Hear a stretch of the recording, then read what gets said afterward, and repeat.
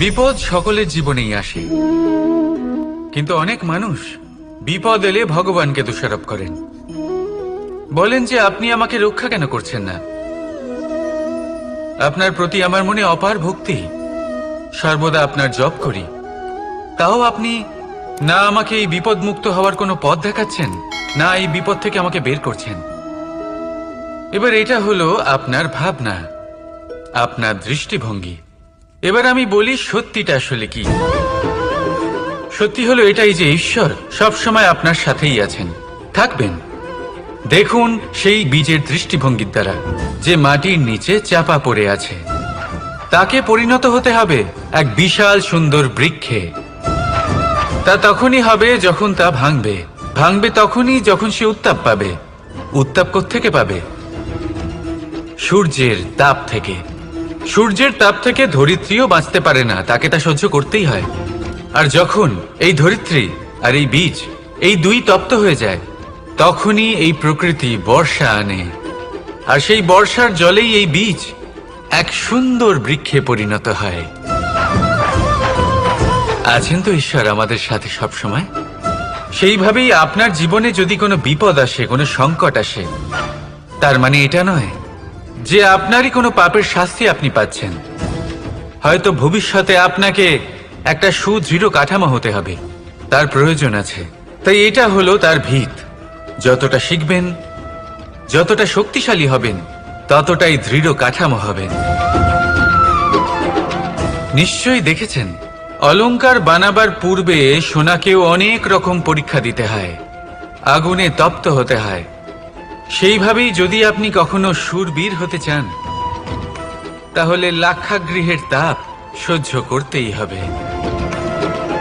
তাহলে আসুন আমার সাথে বলুন,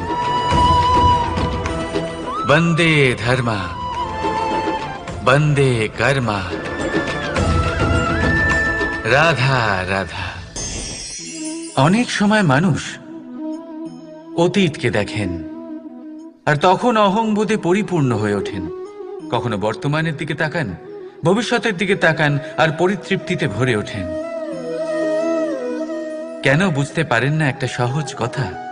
এই যে সৃষ্টি, এই সৃষ্টি হলো একটা বড় চক্র, যা বারংবার আপনার কাছে ফিরে আসবেই। কঠিন থেকে কঠিনতর পরীক্ষায় আপনাকে নিযুক্ত করবে, যাতে আপনাকে উত্তীর্ণ হতেই হবে। যা কাল ছিল তা আজ নেই, এটা সবাই জানেন। যা আজ আছে তা হয়তো কাল থাকবে না, এটাও আপনাকে মেনে নিতে হবে, তাও আবার হাসি মুখে। শান্ত থাকতে শিখুন আর কখনো এই মনের মধ্যে অহংকার উৎপন্ন হতে দেবেন না। হতে শিখুন সেই হিমবাহের মতো। হয়তো এই জন্যই এত শীতল থাকে, কারণ ও জানে গতকালও জল রূপে ছিল, আজ বরফ রূপে হয়তো আছে, কিন্তু কাল পুনরায় সে জলেই পরিণত হবে। নিজেকে শান্ত রাখুন। হয়তো আজ আপনি সাফল্যের শিখরে আছেন, হয়তো বা নেই। আপনাকে প্রত্যেক দিন অবশ্যই দেখতে হবে। শুধু নিরন্তর প্রচেষ্টা করতে থাকুন, প্রত্যেক পরিস্থিতির জন্য তৈরি থাকুন, আর একে ভারসাম্যে রাখতে শিখুন। আপনার কাল হোক, আজ হোক বা আগামীকাল, আপনার ভালো দিন হোক বা খারাপ দিন, সব পবিত্র হয়ে যাবে। তাহলে আসুন আর আমার সাথে ভালোবেসে বলুন, রাধা রাধা। অন্ধকারাচ্ছন্ন রাত্রি যদি এসে থাকে, তাহলে আলোকিত প্রকাশ নিয়ে সূর্যও অবশ্যই আসে।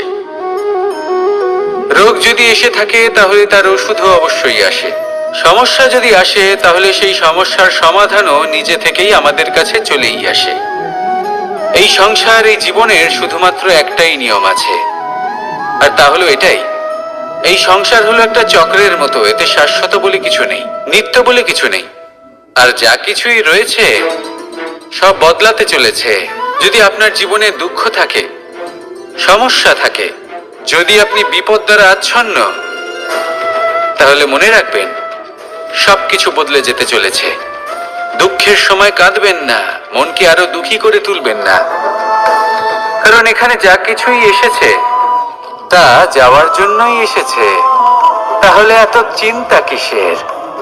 আনন্দ সহকারে জীবন যাপন করুন আর আমার সাথে ভালোবেসে বলুন, রাধা রাধা। যদি কোনো সিংহ বানরের মতো গাছে চড়তে চেষ্টা করে তাহলে কি হবে? একটা মাছ যদি মাটিতে হাঁটতে চেষ্টা করে তাহলে কি হবে? তারা বিফলই হবে। কিন্তু এরকম কেন হয়? তার কারণ হলো প্রকৃতির রচনা কিছুটা এরকম। এখানে প্রত্যেকটি ব্যক্তিকে, প্রত্যেকটি প্রাণীকে আলাদা আলাদা গুণের অধিকারী করা হয়েছে এবং সকলকে একটা সীমাও প্রদান করা হয়েছে। এবার এই যে বৃক্ষ, পশু, পাখি, এদের মধ্যে সেই ক্ষমতাই নেই যে এরা নিজেদের যাচাই করতে পারবে, নিজেদের সীমাগুলো বুঝতে পারবে, নিজেদের সদ্গুণগুলো চিনতে পারবে। এরা সেটা করতে পারবে না। কিন্তু মানুষ তো আলাদা। মানুষের কাছে সেই বিশেষ শক্তি আছে যে তারা পূর্ণরূপে নিজেদের যাচাই করতে পারবে, নিজেকে পূর্ণরূপে বুঝতে পারবে, নিজের দোষ, নিজের অপগুণ, নিজের সদ্গুণ, নিজেদের সীমাগুলো তারা বুঝতে পারবে। আর এটা অত্যন্ত গুরুত্বপূর্ণ। কথায় আছে যে যদি সাফল্য লাভ করতে হয় তাহলে নিজেকে যাচাই করে নিতে হবে। তাই নিজেকে যাচাই করুন, নিজের সাথে পরিচিত হয়ে যান এবং জীবনে কর্ম করতে থাকুন। সাফল্যের শিখরে অবশ্যই পৌঁছে যাবেন। আর ওখানে যদি যান তাহলে এই মন প্রসন্ন হয়ে অবশ্যই বলবে, রাধা রাধা। বনের মধ্যে যদি আপনি কোনো বিষাক্ত সাপ দেখেন তাহলে কি করবেন? আপনি তখনই তার থেকে দূরে পালাতে চেষ্টা করবেন। আর এটা কেন করবেন? নিজের রক্ষার্থে। এই কথা আমি নয় মেনে নিলাম, কিন্তু নিজের জীবনে এটা করেন না কেন? আপনি যেখানেই যান, যে স্থানেই যান না কেন, প্রত্যেক সময়, প্রত্যেক মুহূর্তে এমন বিষাক্ত সাপ আপনি অবশ্যই খুঁজে পাবেন। আর সেই সাপ নয় যাদের আপনি বনে খুঁজে পাবেন, এরা হলো সেই সাপ যা আপনাকে পাপ করতে বাধ্য করবে। আপনার অন্তরের বাসনা, ক্রোধ, অহংকার, লোভ, ঈর্ষা, এদের বৃদ্ধি ঘটাবে। দেখুন, বনের এই সাপ আপনাকে একবার ছেড়ে দিতেও পারে, ছোবল নাও মারতে পারে, কিন্তু এই যে পাপরূপী সাপ আছে তা অবশ্যই ছোবল মারবে। কর্ম যদি করেন তাহলে অবশ্যই ফল পাবেন। সেই জন্য যখনই কোথাও যাবেন, যদি এমন কাউকে দেখেন, যদি এমন কিছু দেখেন যে আপনাকে পাপ করতে বাধ্য করছে, তাহলে সেই মুহূর্তে সেখান থেকে পালিয়ে যান। যেমন বনের সাপ দেখে আপনি পালাতে থাকেন। সৎকর্মের রক্ষা অত্যন্ত আবশ্যক। আসুন আর আমার সাথে ভালোবেসে বলুন, রাধা রাধা। মনুষ্য জীবনের সব থেকে বেশি গুরুত্বপূর্ণ বিষয় হলো মনের একাগ্রতা। এই সংসারের যে কটি মহান কার্য সম্পাদন হয়েছে তা হলো মনের এই একাগ্রতার একমাত্র ফল। আপনি অবশ্যই দেখে থাকবেন, অনেক ছোট বড় নদী যা বয়ে চলে তাদের সামনে একটা বাঁধ নির্মাণ করা হয় সেই সব নদীর জল সঞ্চয় করতে। বাঁধ হয়ে গেলে প্রয়োজন মতো বা মনের ইচ্ছে মতো তাকে ব্যবহার করা সম্ভব। এবার এটাই আমাদের মনের সাথেও সম্ভব। আমাদের মনের একাগ্রতা আজকের দিনে দাঁড়িয়ে বিভিন্ন ধরনের বিকার, ক্রীড়া এবং ভোগের মধ্যে ভাগ হয়ে গেছে। একে একত্রিত করতে হবে, একটা বাঁধ নির্মাণ করতে হবে, কর্মের বাঁধ। আপনাকে শুধু এটাই করতে হবে, যেটা উচিত কর্ম সেটাই করুন, যেটা অনুচিত কর্ম সেটা করা থেকে নিজেকে বিরত রাখুন। ব্যাস, এই কাজটাই আপনি করতে থাকুন, করতে থাকুন। মনের মধ্যে একাগ্রতার বাঁধ নির্মাণ করুন। আর একবার যদি তা নির্মাণ হয়ে যায় তাহলে যখন চাইবেন, যেখানে চাইবেন, যতটা চাইবেন একাগ্রতা প্রয়োগ করতে পারবেন। আর একবার যদি আপনি এটা শিখে যান তাহলে এই সংসারকে বদলে ফেলার মতো কাজ আপনি করতে পারবেন, সমাজকে শোধরাবার মতো কাজ করতে পারবেন। তাহলে এই মনকে একাগ্র করুন আর আমার সাথে ভালোবেসে বলুন, রাধা রাধা। আমরা সবাই ফল খাই, কিন্তু আমাদের সেই ফলই প্রিয় হয় যে পরিপক্ক হয়ে ওঠে, যেটা নম্র হয়, আর যে ফল অনেক বেশি মিষ্টি আর সুস্বাদু হয়ে থাকে, যাদের রঙে বাহার দেখা যায়। সেইভাবে জীবনে আমরা নানান মানুষের সাথে পরিচিত হই, কিন্তু সেই মানুষই আমাদের মন ছুঁয়ে যায় যারা বিনম্র স্বভাবের, যাদের বাণী খুব মধুর, যাদের অন্তরে আত্মবিশ্বাসের একটা তেজ, একটা রং দেখা যায়। এবার এমন ব্যক্তি আমরা কি করে হব? ঠিক সেইভাবেই যেমন একটা ফল রোদ, বর্ষা, শীত, বায়ু এই সকল সংকটময় পরিস্থিতির সম্মুখীন হয়ে পরিপক্ক হয়ে ওঠে, সেইভাবেই মানুষ সংকটময় পরিস্থিতির সম্মুখীন হয়ে পরিপক্ক হয়ে ওঠেন। যদি এই সংকটের সম্মুখীন হন তাহলে অভিজ্ঞ হবেন, আর এই অভিজ্ঞতাই শিক্ষা দিয়ে যাবে। এই অভিজ্ঞতা আমাদের শিখিয়ে দেয় যে আমাদের বিনম্র থাকতে হবে। অহংকার করে কোনো লাভ নেই। মধুর বাণীর যে কি মূল্য তা আমরা শিখতে পারি। এই অভিজ্ঞতাই আমাদের বুঝিয়ে দেয় যে উচিত অনুচিত কোনটা আমাদের দৃষ্টিভঙ্গি তৈরি করে, আর এই দৃষ্টিভঙ্গি দ্বারা আত্মবিশ্বাস জাগ্রত হয়। সেই জন্য জীবনে কখনো বিপদ থেকে দূরে পালাবেন না, সেগুলোর সম্মুখীন হন, অভিজ্ঞতা লাভ করুন, তার থেকে শিক্ষা লাভ করুন, এইভাবেই পরিপক্ক হবেন। আসুন আমার সাথে ভালোবেসে বলুন, রাধা রাধা। ধন সঞ্চয় করা সম্ভব, আর সেই জন্য ধন সব থেকে বেশি মূল্যবান সম্পত্তি নয়। এবার আপনি বলবেন, এ আমি কি বলছি? এই ধন খুব মূল্যবান, আমরা সকলে অর্জন করতে ব্যস্ত। সেটা এই কারণে, কারণ আপনারা জানেন না এই সংসারের সব থেকে বেশি মূল্যবান সম্পত্তি কি। এ হলো সেই সম্পত্তি যা কখনো সঞ্চয় করা সম্ভব নয়। আপনার কাছে যতই ধন থাকুক তা দিয়ে আপনি স্বাস্থ্য লাভ করতে পারেন, বাড়ি কিনতে পারেন, আদি ইত্যাদি, কিন্তু আপনি যতই ধনী হন না কেন, ফেলে আসা দিনের একটা মুহূর্ত আপনি লাভ করতে পারবেন না। এই একটা মুহূর্ত, এই সময়, এটাই হলো সংসারের সব থেকে মূল্যবান সম্পত্তি। একবার চলে গেলে তা কখনোই ফিরে আসে না।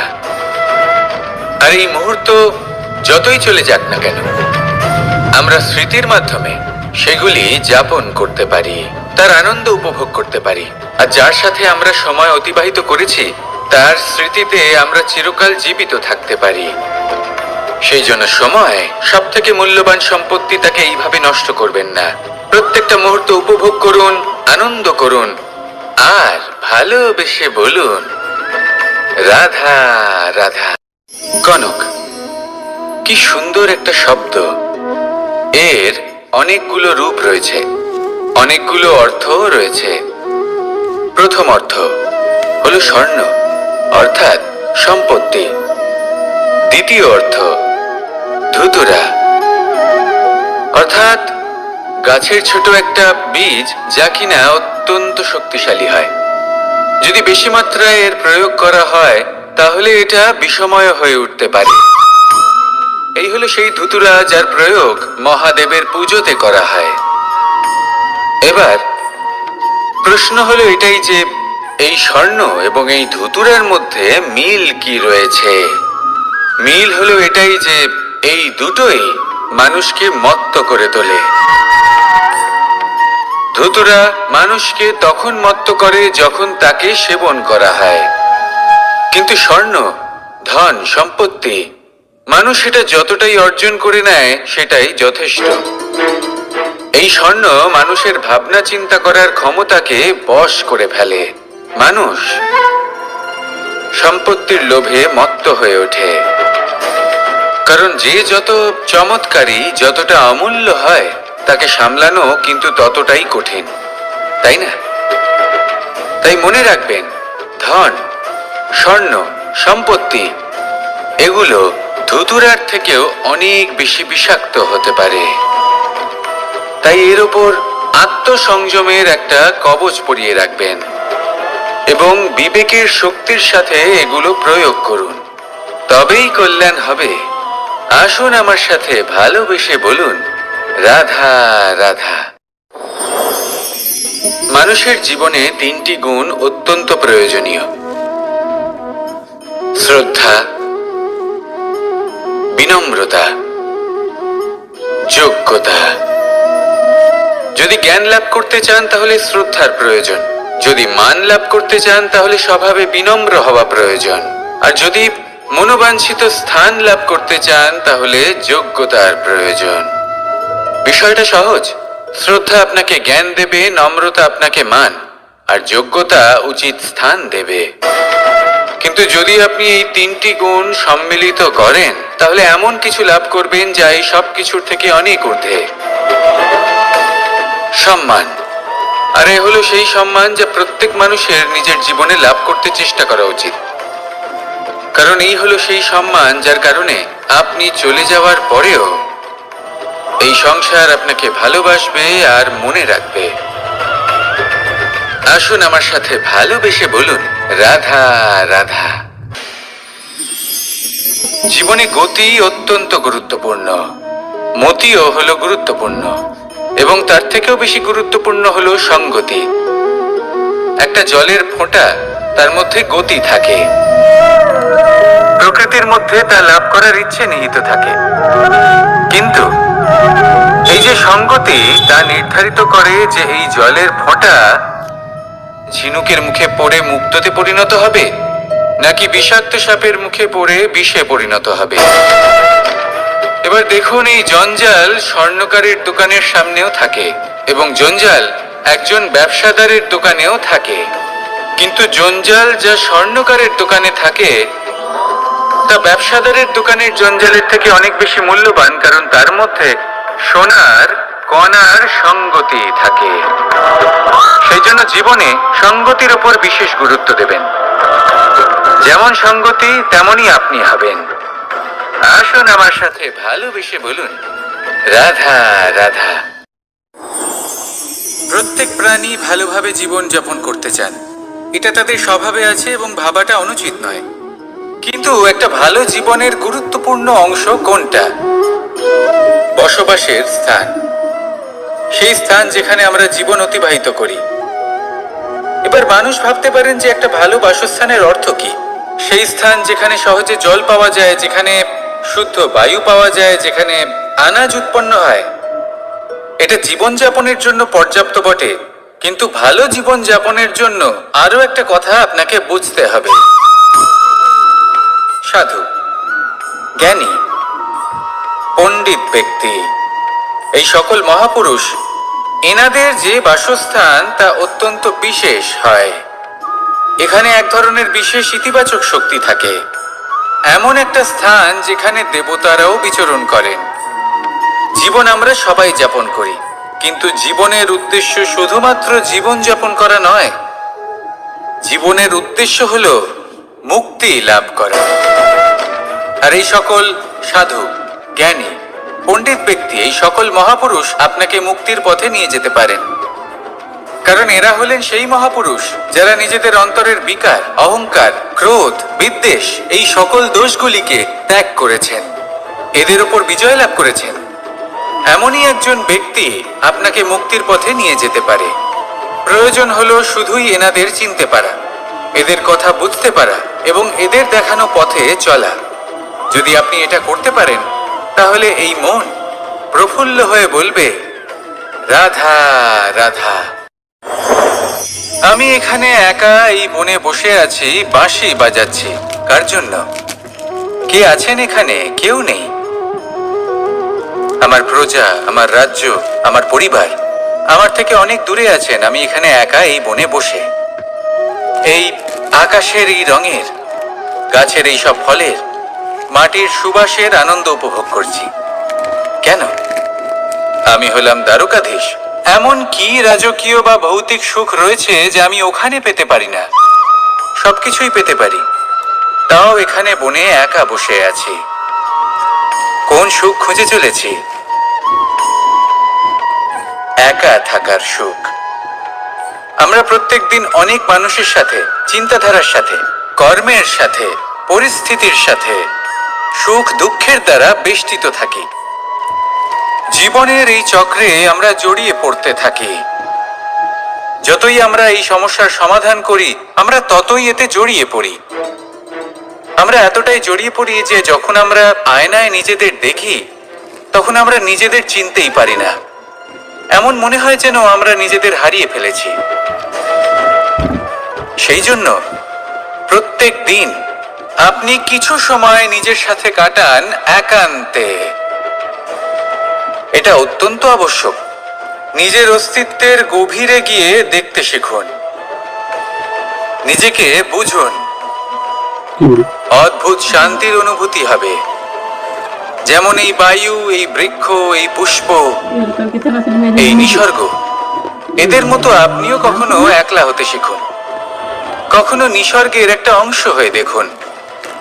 এই মন প্রসন্ন হয়ে বলবে, রাধা রাধা। ওমা, এ কি? আমি কখন থেকে এখানে অপেক্ষা করছি, হাত পেতে দাঁড়িয়ে রয়েছি যাতে একটা ফল আমার হাতে এসে পড়ে এবং সেটা আমি খেতে পারি। কখন থেকে অপেক্ষা করছি, কিন্তু সেটা হচ্ছেই না।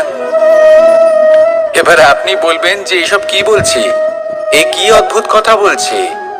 যদি ফল খেতে হয় তাহলে আমাকে বৃক্ষে চড়তে হবে, ফলের কাছে পৌঁছতে হবে, তবেই তো ফল পাবো। এবারে এটা অত্যন্ত সহজ ব্যাপার, কিন্তু এই বিষয়টা আপনি নিজের জীবনের প্রসঙ্গে ভেবে দেখুন। লক্ষ্য কোথায় আছে আপনি জানেন, সেই লক্ষ্যে পৌঁছানোর পথ কি সেটাও আপনি জানেন, সেই পথে চলার ক্ষমতাও আপনার রয়েছে, কিন্তু তাও আপনি নিজের লক্ষ্য লাভ করতে পারছেন না। কেন? কারণ আপনি অপেক্ষা করছেন যে লক্ষ্য আপনার সামনে চলে আসবে, কিন্তু তা হয় না। লক্ষ্য সে যাই হোক না কেন, ধন হোক, প্রেম হোক, কোনো সম্মান হোক বা মোক্ষ হোক, যদি আপনি তার দিকে অগ্রসর না হন তাহলে ফল প্রাপ্তি অসম্ভব ব্যাপার, তা কোনোদিনই হবে না। সেই জন্য আপনার চোখের সামনে আপনি যদি নিজের লক্ষ্যকে দেখতে পান তাহলে উঠুন এবং সেই দিকে অগ্রসর হতে শুরু করুন। নিজের অন্তরের সকল অশুভ গুণ দূর করুন, অলসতা ত্যাগ করুন, অজ্ঞানতা ত্যাগ করে দিন এবং চলতে থাকুন। অবশ্যই মনোবাঞ্ছিত ফল লাভ করতে পারবেন। মনে রাখবেন, চলতে থাকলে তবেই লক্ষ্য প্রাপ্তি হবে। অপেক্ষার দ্বারা শুধুমাত্র মৃত্যু লাভ হবে। আসুন আমার সাথে ভালোবেসে বলুন, রাধা রাধা। আমি দ্বারকাধীশ এবং আমার সভাতে বিভিন্ন সময় বিভিন্ন ধরনের মানুষ আসেন, নিজেদের দাবি নিয়ে, নিজেদের ইচ্ছে নিয়ে।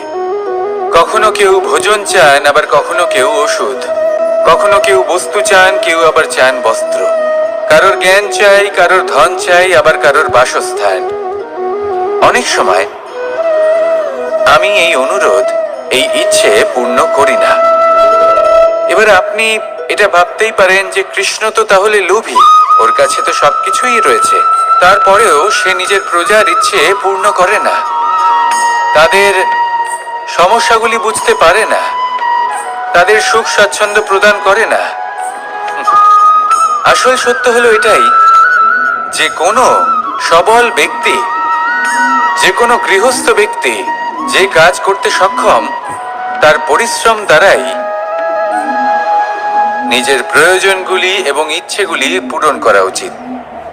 এটা অত্যন্ত প্রয়োজনীয়, আর এগুলো তিনি করতে পারেন শিল্প, ব্যবসা, আচরণ অথবা জ্ঞানের ভিত্তিতে। এই পথে চলতে হবে, পরিশ্রম করতে হবে, তবেই সে কিছু অর্জন করতে পারবে। এবার এমন কোনো ব্যক্তি যার এই সব কিছুতে কোনো রুচি নেই, যে কিছুই করতে চায় না, সে কিছুই অর্জন করতে পারবে না। এবার এরকম কোনো ব্যক্তিকে যদি আমি কোনো বস্তু প্রদান করি তাহলে কি হবে?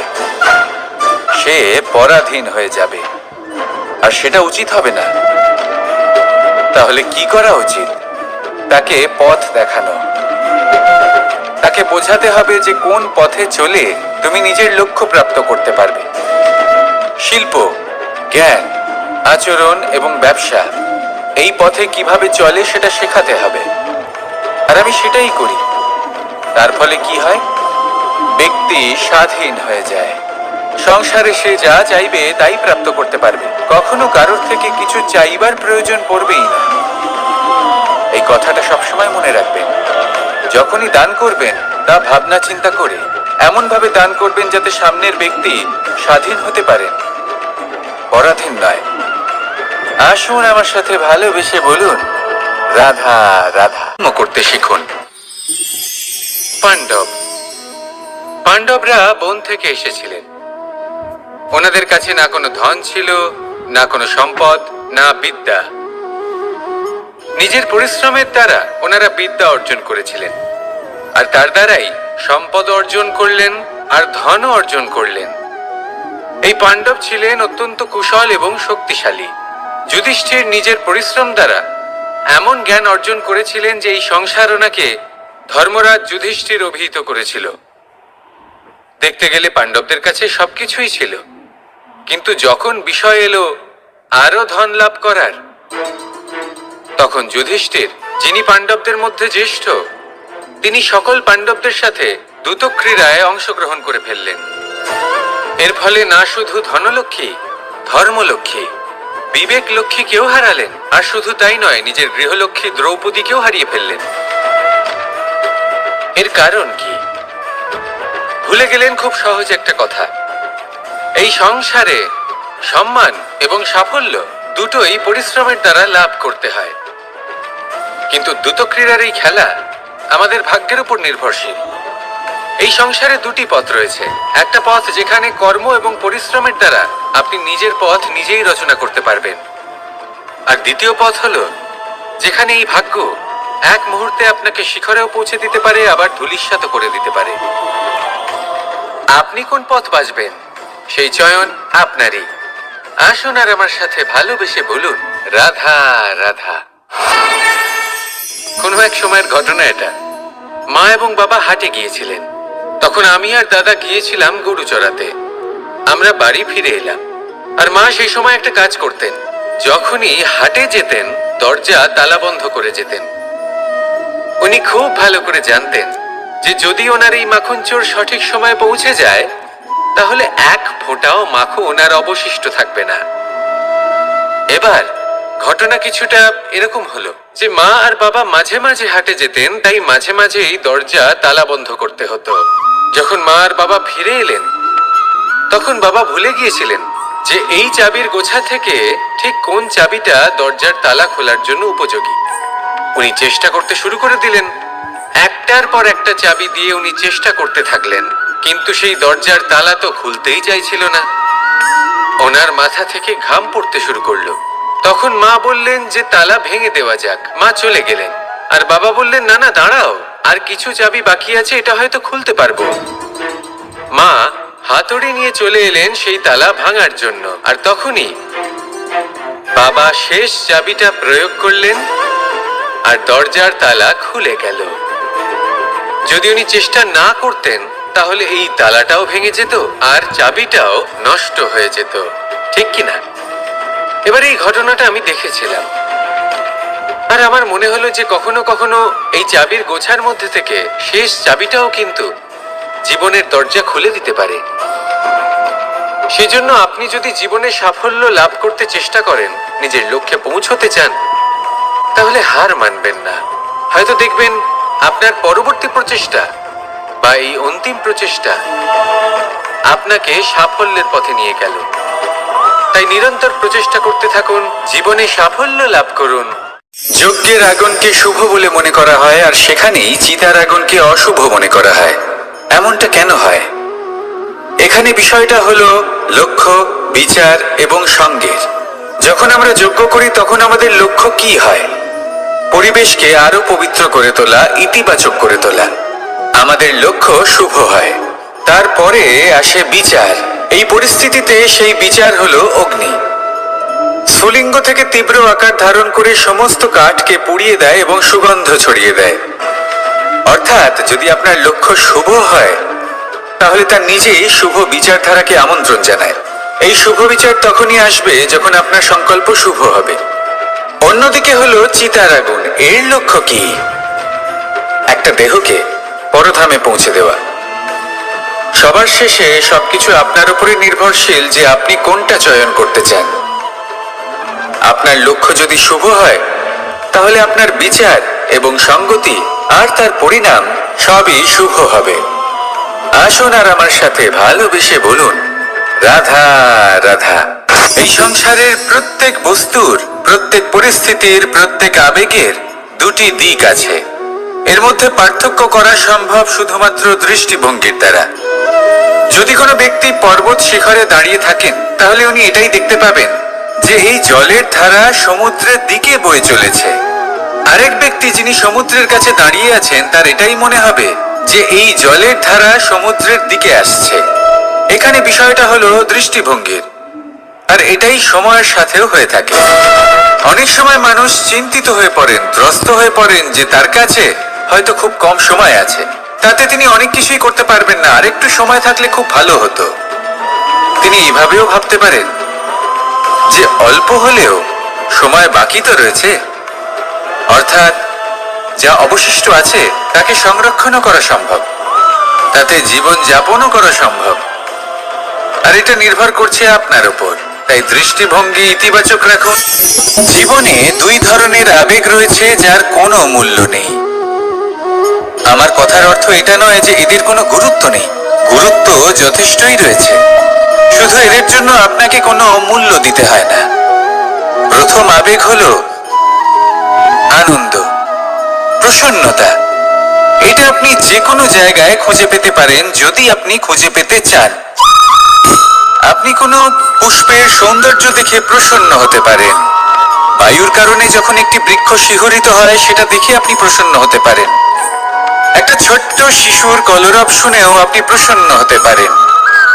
একটা ক্রন্দনরত বালককে হাসিয়ে আপনি প্রসন্ন হতে পারেন। সবকিছু আপনার উপর নির্ভরশীল। সেখানে আরেকটি আবেগ হলো দুশ্চিন্তা। মানুষ বড়ই দুশ্চিন্তা করতে থাকে। আজ আমি এই কাজ করেছি, সেই বিষয়ে চিন্তা। আজ আমি এই কাজ করতে পারিনি, সেই বিষয়ে চিন্তা। কাল আমাকে এই কাজ করতে হবে, সেই নিয়ে চিন্তা। আমি কি সেই কাজটা করতে পারবো, সেই বিষয়েও দুশ্চিন্তা। চিন্তা সর্বত্র রয়েছে, যার জন্য মূল্য দিতে হয় না। যত চান আপনি একত্রিত করতে পারেন। একটা গুরুত্বপূর্ণ কথা মনে রাখবেন, প্রসন্নতা জীবনের একটা নতুন সূত্রপাত। সেখানে দুশ্চিন্তা হলো জীবনের চিতার সময়। এবার এই দুটি আবেগ হলো মূল্যহীন। দুটোই আপনার সামনে আছে। কোনটা চয়ন করবেন আপনি? দুশ্চিন্তা নাকি প্রসন্নতা? সিদ্ধান্ত আপনারই। আসুন আর আমার সাথে ভালোবেসে বলুন, রাধা রাধা। ধন, সম্পত্তি, এগুলো আসলে কি? এগুলো শুধু সেই মূল্য যার দ্বারা আমরা কোনো কিছু অর্জন করতে পারি। এবার এই ধনের দ্বারা এই সংসারে অনেক কিছু লাভ করা সম্ভব, কিন্তু সেই সব কিছুই শুধুমাত্র ভৌতিক বস্তুই হবে।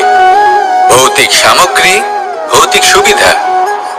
অর্থাৎ আপনার কাছে যতই ধন থাকুক, তা আপনাকে শান্তির ঘুম এনে দিতে পারবে না। আপনাকে জীবনের বাস্তব সুখের অনুভূতি লাভ করাতে পারবে না, কারণ এগুলো ভৌতিক ধন। এই ভৌতিক বস্তুই অর্জন করাতে সক্ষম। বাস্তবিক ধন কি? যদি এই প্রশ্ন আপনার মনে আসে, তাহলে তার উত্তর আমি আপনাকে দেব একটা উদাহরণের মাধ্যমে। কখনো আপনি শুনে থাকবেন যে একজন পিতা আজীবন অনিষ্ট করেন, অনর্থ করেন, খারাপ কাজ করেন শুধু ধন অর্জনের জন্য। তিনি ভাবেন যে আমি ধন অর্জন করব আর নিজের সন্তানকে একটা উজ্জ্বল ভবিষ্যৎ প্রদান করব, একটা সুখ স্বাচ্ছন্দ্যময় জীবন দান করব। এবার সন্তান যখন জন্ম লাভ করে, তখন সে ভাগ্যের জোরে সেই ধন ভোগ করে।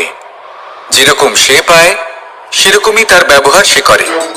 কখনো আপনি এটাও দেখে থাকবেন যে সেই সন্তান সমস্ত ধন নষ্ট করে ফেলে, আর সেই পিতা যিনি সমস্ত ধন সঞ্চয় করেছেন, যিনি সেই ধনের প্রভু, আজ সেই ধনের প্রহরী হয়ে রয়েছেন। এবার এরকম কেন হয়? এরকম তখনই হয় যখন সেই পিতা বুঝতেই পারেন না যে তার জীবনের আসল ধন কি। সেই আসল ধন তার সন্তানকে সে দিতেই পারে না। যদি পিতা তার সন্তানকে কর্মের জ্ঞান দিতে পারেন, উচিত কোনটা অনুচিত কোনটা সেই শিক্ষা দিতে পারেন, সংস্কারের প্রকৃত শিক্ষা দিতে পারেন, তবে সেটা ধনের থেকে অনেক বেশি গুরুত্বপূর্ণ। এটাই হলো জীবনের বাস্তব ধন। আপনি সেই কথা তো অবশ্যই শুনে থাকবেন, কুসন্তান হলে ধন সঞ্চয় করে কি হবে, সুসন্তান হলে ধন সঞ্চয় করে কি হবে। সন্তান যদি কুপুত্র হয় তাহলে সব নষ্ট করে ফেলবে, আর সন্তান যদি সুপুত্র হয় তাহলে ধন থাকুক না থাকুক, সে নিজেই কর্মের পথে অগ্রসর হয়ে ধন অর্জন করবে আর নিজের জন্য এক উজ্জ্বল ভবিষ্যৎ গড়ে তুলবে। তাই সন্তানকে সম্পদ দেওয়ার আগে কর্মের জ্ঞান দান করুন, সুশিক্ষা দিন, কারণ এটাই হলো জীবনের প্রকৃত ধন। আসুন আর আমার সাথে ভালোবেসে বলুন, রাধা রাধা। একবার একটা শেয়াল বনে বিচরণ করছিল। ও একটা ছোট্ট শাবক দেখতে পেল। ও ভাবলো, আজ একেই আমি খাবার হিসেবে গ্রহণ করব। আশেপাশে দেখলো কেউ দেখছে না তো, কেউ ছিল না, আর সেই শাবকের উপর আক্রমণ করলো, যা হলো একটা ঘোর অপরাধ। বনের নিয়ম অনুসারে আপনি কখনোই শাবকের উপর আক্রমণ করতে পারেন না। তারপর এই খবরটা যখন রাজা সিংহ জানতে পারলেন, সভার আয়োজন করলেন। কিন্তু সেখানে শেয়াল বলল, আমি তো এরকম কিছু করিনি। কিন্তু যদি আপনি এরকম বলেন, কোনো প্রমাণ দিন, এর কোনো সাক্ষী আছে? তখন রাজা সিংহ প্যাঁচাকে ডেকে পাঠালেন, যে সেই মুহূর্তে বৃক্ষের শাখার উপর বসেছিল, সে সব কিছু দেখেছিল। প্যাঁচা সব সত্যি কথা বলল, আর শেয়ালকে মৃত্যুদণ্ড দেয়া হলো। এবার এই কাহিনী আমি আপনাকে কেন শোনালাম? কারণ মানুষও কখনো কখনো এরকম কর্ম করেন যা শিয়াল করেছে। এটা ভাবেন কেউ দেখছে না, যখন আমি অনুচিত কর্ম করতেই পারি। কিন্তু না, আপনি যাই করুন না কেন, কেউ না কেউ অবশ্যই তা দেখছে। কোনো ব্যক্তি না হলেও কোনো প্রাণী, না হলে কোনো যক্ষ বা দেব বা প্রেত। যদি এনারা কেউ না দেখেন, তাহলে ধরিত্রী মাতা দেখেন, যেখানে দাঁড়িয়ে আপনি সেই কর্ম করছেন, তাই না? তাই একটা কথা সবসময় মনে রাখবেন, কে দেখছেন কে দেখছেন না সেই বিষয়ে ভাবা ছেড়ে দিন।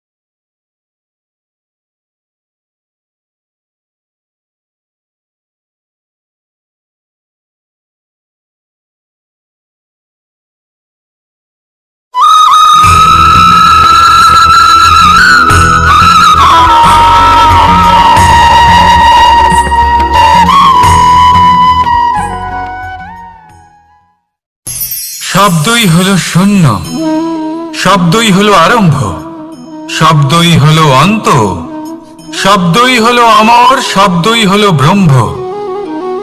এই শব্দ হলো অত্যন্ত বিশেষ। কেউ কাঁদলে তাকে হাসিয়ে তোলে, কেউ হাসলে তাকে কাঁদিয়ে দেয়। কারোর মনে উদ্দীপনা জাগিয়ে তুলতে পারে, আবার কারোর মনে কাঁটা হয়ে বিঁধে থাকতে পারে। একটা অত্যন্ত গুরুত্বপূর্ণ কথা, যা বোঝা অত্যন্ত আবশ্যক। আপনার মন, আপনার হৃদয় যতই শুদ্ধ হোক না কেন, যতই পবিত্র হোক না কেন, আপনার দৃষ্টিভঙ্গি যতই স্পষ্ট হোক না কেন, যদি আপনার কথা পবিত্র না হয়, যদি আপনার শব্দ শুদ্ধ না হয়, তাহলে তা আপনাকে আপনার কর্মফল ভোগ করতে বাধ্য করবেই। একটা সহজ উদাহরণ দিই। আপনার জীবনে এমন কেউ অবশ্যই থাকবেন যাকে আপনি পছন্দ করেন না, যিনি হয়তো অধর্মী মানুষ, যিনি হয়তো দুর্বুদ্ধি সম্পন্ন মানুষ, কিন্তু তার জন্য অপশব্দ প্রয়োগ করলে তার মধ্যে কোনো পরিবর্তন আসবে না, তার মানসিকতা বদলাবে না, শুধু মনে প্রতিশোধ স্পৃহা জেগে উঠবে, মনে হিংসা জাগবে, আর কিচ্ছু নয়। সেই জন্য নিজের শব্দকে নিয়ন্ত্রণ করুন, নিজের কথা সংযত করুন। শ্রেষ্ঠ থেকে শ্রেষ্ঠতর মানুষকেও সাবধানী হতে হয়।